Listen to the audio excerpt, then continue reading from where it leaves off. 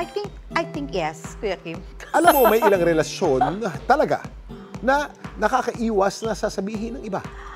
Ay, ang daming ganyan, Kuya Kim. Pero sabi nga ay ang mahalaga, kayong dalawa ang nagmamahalan at wala kayong nasasaktang iba. Yan ang aking kwentong dapat alam mo.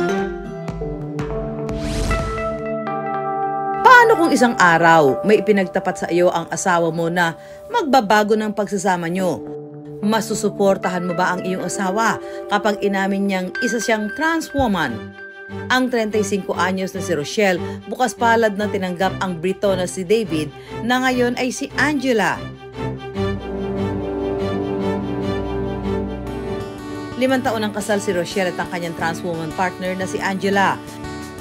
Ang nooy si David, unang nakilala ni Rochelle sa Kuwait. Pinalo niya ako sa Facebook. Always na kaming nagchat-chat. Mabait siya eh. Always niyang tinatanong kung kumusta daw yung araw ko. Naging opisyal na magkarelasyon ng 2 taong 2013. Matapos ang 1 taon, umuwi si Rochelle sa Davao. Nagpasya rin si David na sa Pilipinas na magtrabaho para makasama si Rochelle. Ang gwapo, ang tangkad, yun. Kinikilig ako. Pero ang inaakala ni Rochelle na smooth sailing na pag-iibigan, may plot twist pala. Nakita ko kasi sa maleta niya na may damit na pang babae. Ngayon, tinanong ko siya, kaninong damit yon? Sabi niya, damit niya yan. Sabi ko, ano? Before kami kinasal, yun nga, in-explain niya sa akin na she's attracted to female things. May napipil siya na female inside. Kahit na umamin si David, tuloy pa rin ang palitan nila ng I-do's taong 2018. Hindi raw naging madali para kay Rochelle ang kanyang nalaman. Pero sa kabilang banda, tila nakahinga na maluwag si David sa kanyang pag-amin. Bata pa lang daw nang naramdaman ni David na tila nasa maling katawan daw siya at nang magkaedad, mas naintindihan niya ang sarili. Matapos mag-come out kay Rochelle, unti-unting itinama ni David ang kanyang pagkakakilanlan bilang si Angela. Pag tumitingin daw siya ng salamin, parang hate daw niya yung sarili niya na babae yung feeling niya inside, pero yung panlabas na anyo is lalaki. To be able, I could talk to her and tell her how I feel. I could ask advice. And that was the best thing. She's really helped me with this. Bawat tao may tinatawag na SOGSC. Ito ang bumubuo sa pagkakakilanlan ng lahat. Hindi lang ito nakakahon sa kung sino ang babae, sino ang lalaki. Sa mga gaya ni Angela na isang transgender, hindi nakahanay ang kanilang ari sa kung anuman ang nararamdaman nilang pagkatao. Feeling nila, pinanganak sila sa maling katawan, no? Usually, ganun nagsa-start. Pero, depende kasi sa kamalayan mo na and then sa acceptance mo rin ng sarili mong identidad.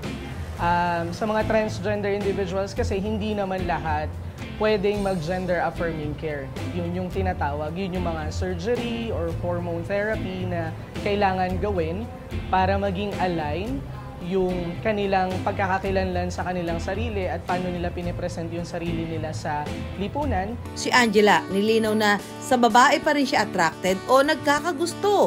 Ibig sabihin, ang kanyang sexual orientation at gender identity ay transgender lesbian. There's been no doubt as to would I change how I felt because I'm really in love with this lady and I can't imagine being attracted to a guy. Sa ngayon, si Angela na raw ang tila tumayong pangalawang magulang ng mga anak ni Rochelle. Malaki ng pagbabago sa komposisyon ng pamilyang Pilipino. Medyo nahuhuli na yung ating batas. Ang importante siguro sa bagong definisyon ng pamilya, yung papaano yung merong social ties, ano? Mas yung ugnayan ng mga tao, maganda ba ang kanilang pagsasama, sa halip na yung dogmatikong sino dyan ang lalaki, sino dyan ang babae, sino nagtatrabaho, sino ang may bahay. Ang importante, may pagmamahalan sa loob ng antas ng pamilya. Marami mang mapangmata at napapataas ang kilay sa pagsasama ni Rochelle at Angela, hindi naman sila nagpapatinag. Matapang at patuloy pa rin silang lumalaban para sa pusong nagmamahalan. Yan ang kwentong dapat alam mo. Nako, Kuya Kim. Pero tama naman yun. Kung kayo ang nagmamahalan, hindi kayo dapat magpapa-apekto sa sasabihin ng ibang tao.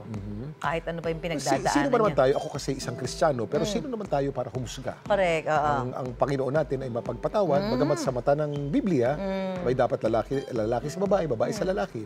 Ang nakatutuwa dito sa dalawang ito, dahil that's grounds for annulment eh. Oh, Yung yes, biglang malaman oo. mo na bakla o Totoo, tomboy totoo. Ngunit nagpatuloy silang magsama dahil sa kanilang pagmamahal sa isa't isa. Ayan ay Hindi sila kanilang desisyon na nagpa-apekto lamang. sa kung ano man ang sasabihin ng